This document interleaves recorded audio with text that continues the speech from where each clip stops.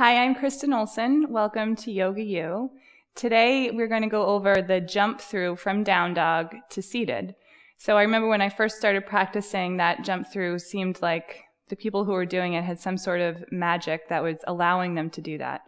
But over time it starts to become a little bit more accessible if you're practicing a few key poses beforehand. So we're just going to play around with a little bit of that, and then I'll show you the jump through. And usually my students will ask me to do it over and over again because it's something that you really want to watch. So luckily for you, you can watch this in slow motion and you can rewind it as much as you want to see the exact actions that happen in a movement that in real time happens very quickly.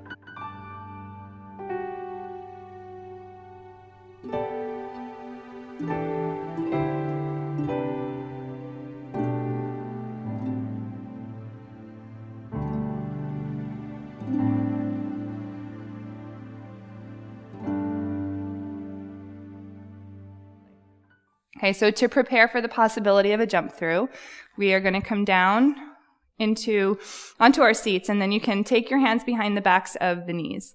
Press your hands into the backs of the knees to lift the chest, and then tilt back just a little bit so that you're balancing on the tip of the sit bones and the tip of the tailbone, but not on your sacrum.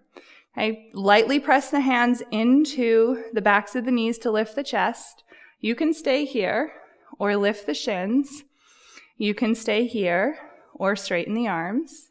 You can stay here or straighten the legs.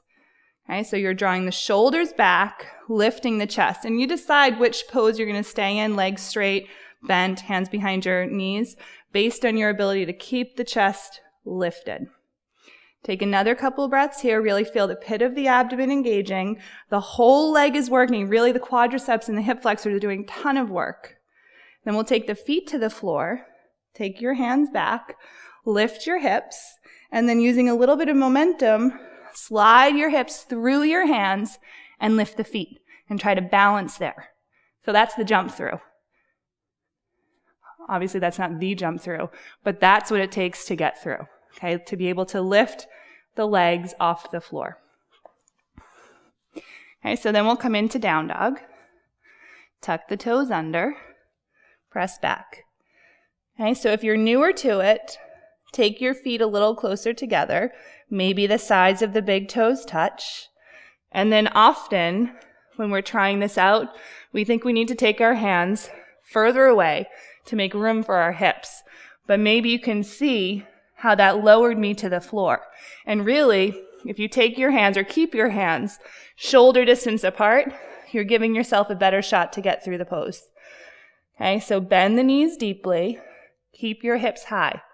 Now when you lift your hips up, push the hands into the floor. Make sure your arms are working. Bend the knees, look forward about 2 feet, and shoot the feet through. Magic. All right, so the way that you get through is by pushing the hands down, lifting the hips. So your legs can bend in the beginning, the hips lift high, and then it's like a swing. They go right through. So I'll show you one more time. And really, the only thing that's going to get you there is practice. Okay? So you can look forward, bend your knees, know where you want to go. As your hips lift, you press into the hands and come through. Okay? So good luck practicing. Thank you.